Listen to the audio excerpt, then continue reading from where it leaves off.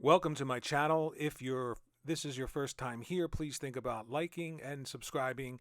I'd really appreciate that. And today I want to talk about a game that I think many people overlooked who are a bit older, but it is a great platforming game.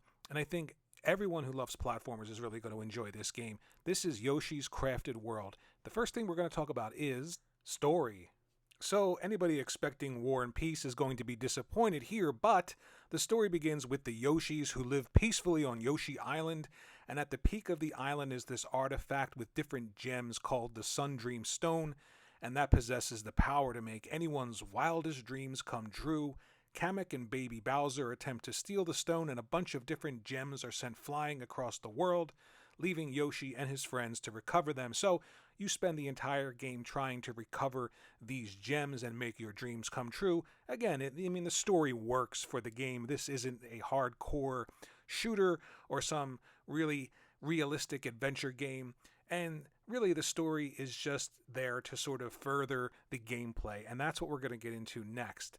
But I will say that I do think that all of these Yoshi stories are really cute, really colorful, and they're not meant to be taken super seriously. So if you're buying these for deep story or something like that, then I think it's a little ridiculous and a little unfair to critique it in that way. And yes, the story is there for children, but again, there's much more to this game than the story.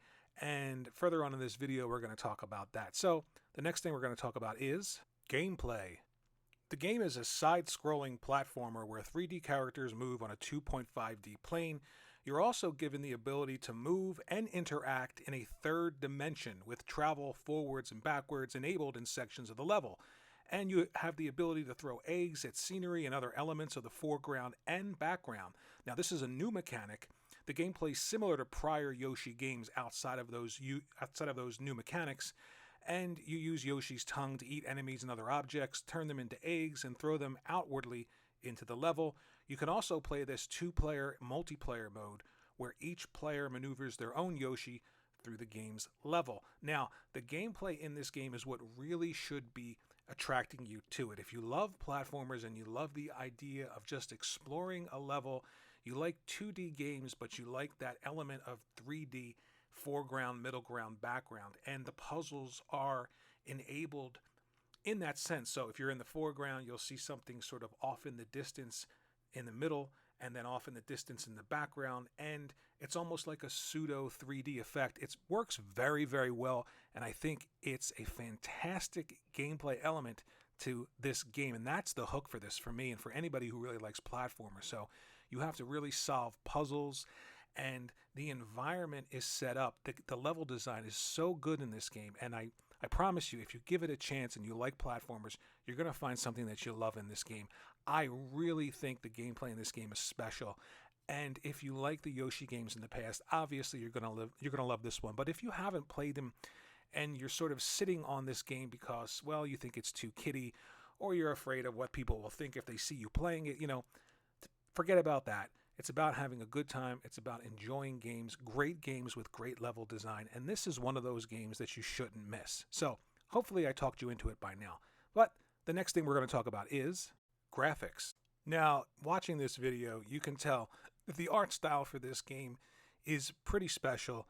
When you zoom in and you look at Yoshi, you can actually see threads, little yarns that make up the character's body. There's a lot of attention to detail. This isn't one of those ultra realistic games, but you have to be able to appreciate the art style and the creativity here to this game. Everything serves the gameplay, including the graphics, so you'll get subtle cues as to what to do next based on certain colors in the world, based on certain objects, and the texture, the actual elements that they're made out of give you hints as to where to go next and what to do next. And that is what makes this game so special and so unique. And I just love the use of color in these games. Nintendo really knows how to use color in games, not just to make them look flashy, but to also complement the gameplay. And that's what I love about the graphics of this game. And again, it's a great break from the ultra realistic, super hardcore games that everyone's playing. And trust me when I tell you, this game is hardcore. If you like platformers, it is hardcore. But graphically, I think it is very, very special and very unique. And it does have that sort of Nintendo-esque quality about it. And to me, that never goes out of style. So hopefully you can appreciate that. I think this game is very, very good. You can get it very cheap. It's been out for a long time now. If you like platformers, you owe it to yourself to check this out. Thanks for watching this video. Think about giving it a like and leaving me a comment. Maybe let me know about some platformers that I might have missed. And I'll see you in the next video.